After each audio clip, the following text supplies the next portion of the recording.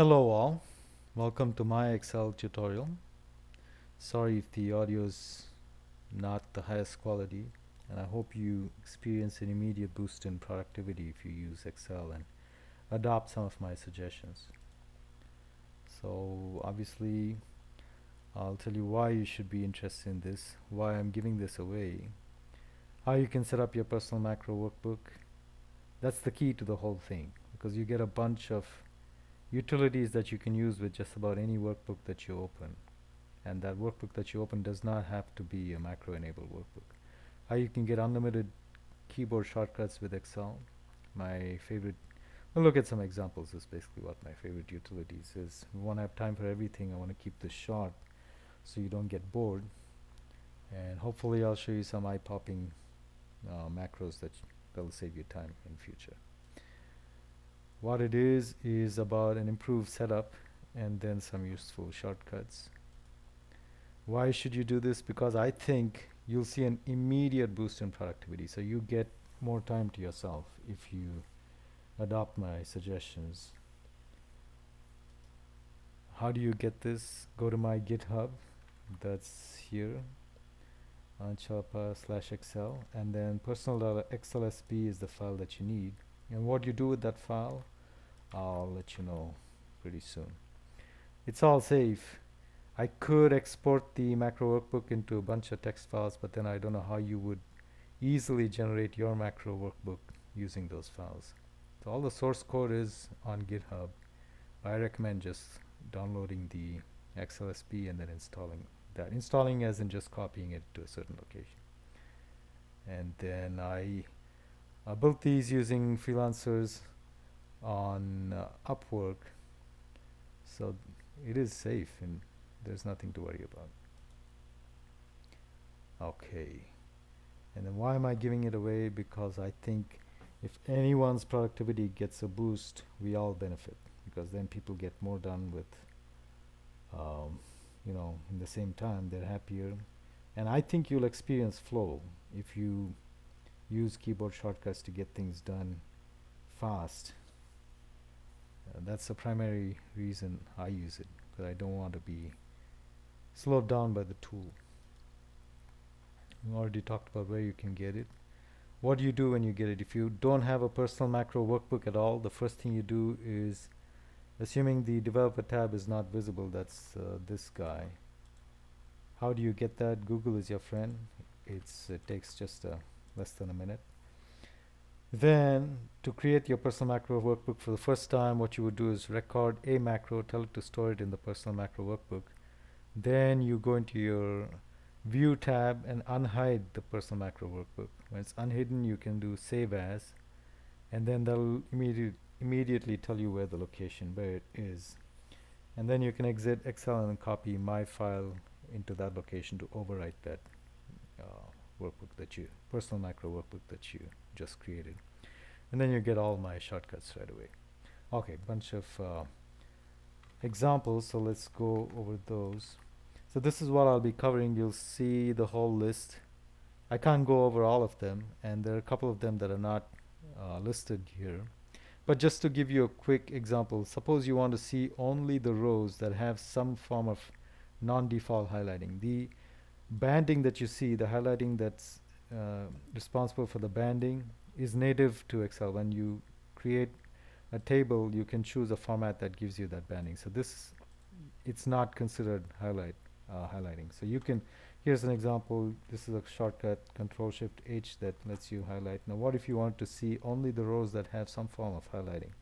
That's Control-Alt-H, and this is something that a freelancer did for me. And you can restore. What if you only want to see rows for which cells in this column only are highlighted? Control-Alt-Shift-H. So what I'm saying is there are ways you can boost your productivity easily if you know what's available. So you've seen this, and you can always pause the video and look at these. And so I'll keep this on the other monitor and work with another file that I've got. So this is one that I got from data.gov. 9/11 calls for service. I took their file and then condensed it to only look at the first 2 days of November. So first thing you do, of course, is you pull it into Excel and make it an Excel workbook rather than a CSV. And then I split the date and time into two columns, so it's easier to see. So this is something that is very handy. So let's say you don't have this, or let me show you how useful it is. Let's say you sort. So once you've created a table, and how you would do that is, if you have a bunch of data, let's just take a bunch of data. See, okay, let's take all of this. Let's create another tab, let's paste this. Okay, just numbers only. And now you want to create a table out of this, you just go to format as table. And then that gives you this right away. And now if you want to delete a sheet without confirmation, that's Control Alt Shift Delete. Anyway, so now let's say I want to show you what the value of this column of serial numbers is. So let's say you sorted, let's say you didn't have it, and now you sorted this row, and the keyboard shortcut for that is Control Shift A. So let's say you did that. How can you go back to the original state?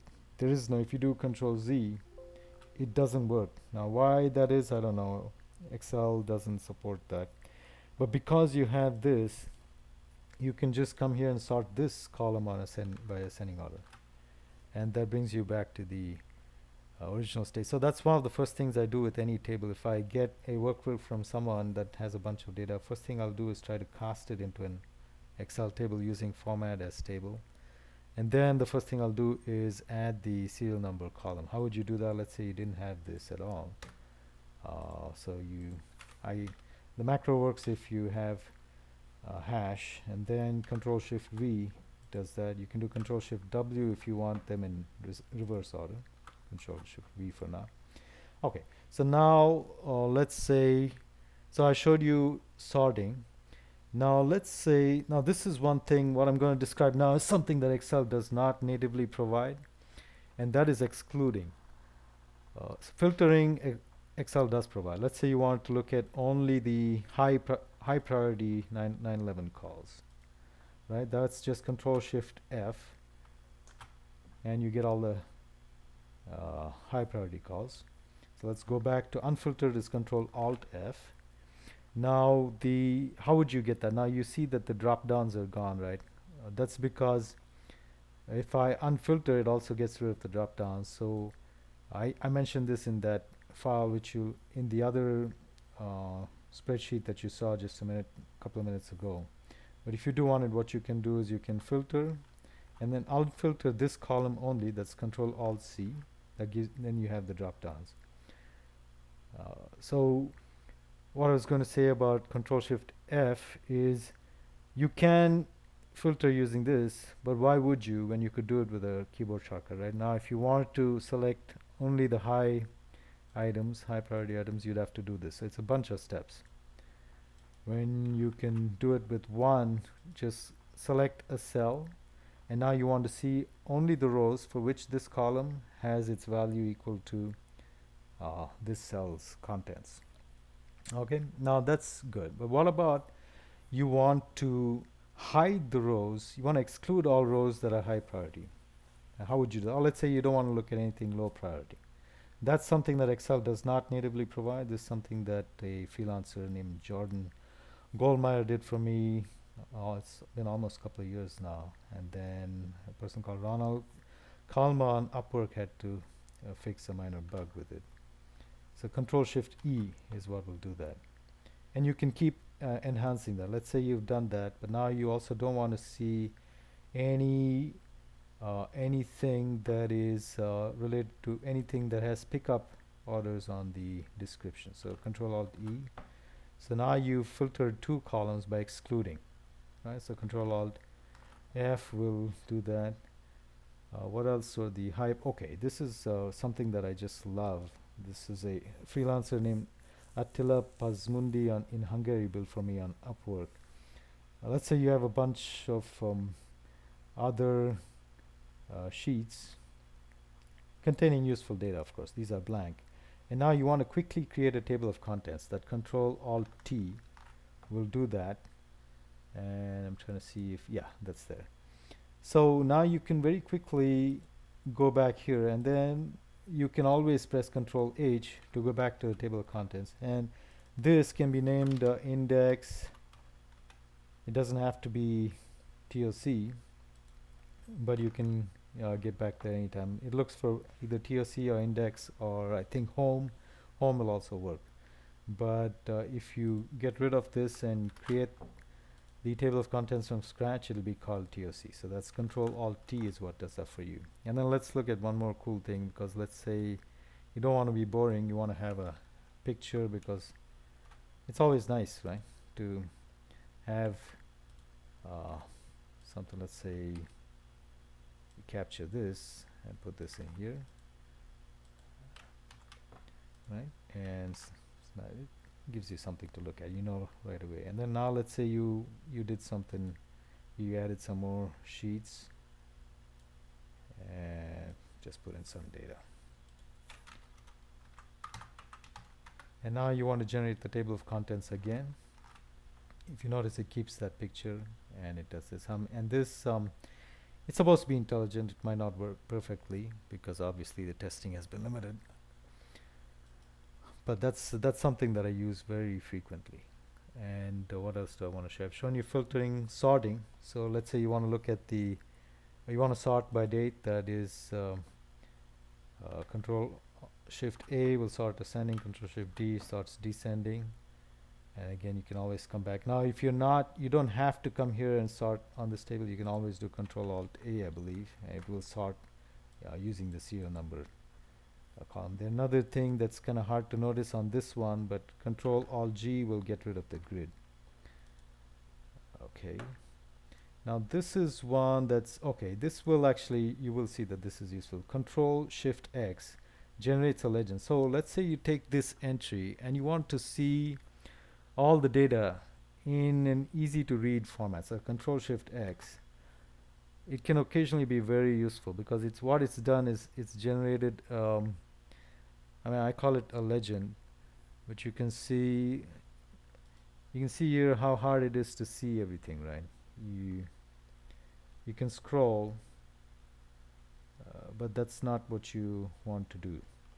You want to, if you're interested in one particular observation, you want to be able to see that data easily. So it gives you this legend, so you can see all this data in an easy to view format. And then, like I said before, Control Alt G toggles the grid. Let's close this. So again, Control Shift X generates that legend. You can see everything here. What's the it looks like, okay, the call date and call time are not displayed in a very friendly. Okay, so it's obviously not perfect, but you get the idea. In another case, it might be really handy. I use that from time to time. What else is there that you need to know? Control J is okay, it's probably not a good one to cover right now, but anyway, hope I conveyed that there are some features that Excel does not natively provide, and you get all of them for free if you use my bind keys. And the benefit is in generating, the key ones are generating this table of contents, easily going to the table of contents. You can navigate between sheets rather than using the tabs at the bottom or the names at the bottom, which I find annoying, especially if you have 30 sheets. What can you do? You'd much rather see them here, right? What else? Yeah, sorting, filtering is big. You don't want to look at rows that have a certain entry. Like I don't want to look at medium priority. I just do Control Shift E, hides all of those. Control Alt F just to unfilter. So these are the the big ones. Oh, this is big too. It might not work that well on this big sheet, but let's see. Control and then Control Shift and the square bracket, closing square bracket, gets you into this mode where you can, it's handy for presentations. You can highlight the cell and the row and column of the active cell. It can be very, very handy for presentations. If you're looking at a ton of data on the screen, and Control Shift open box bracket will get rid of it. What if you only want the row? That's Control Shift angle bracket, closing angle bracket gets you into this mode. And I just love these also. They've come in handy more than once. What if you want to move a row? That's Control and then the arrow key. Okay, didn't like that for some reason. That's fine. Okay, let's delete this guy. I don't want that, but you know that that's available now. For some reason it didn't work very well, but let's see if it works here. Let's come here and paste this here.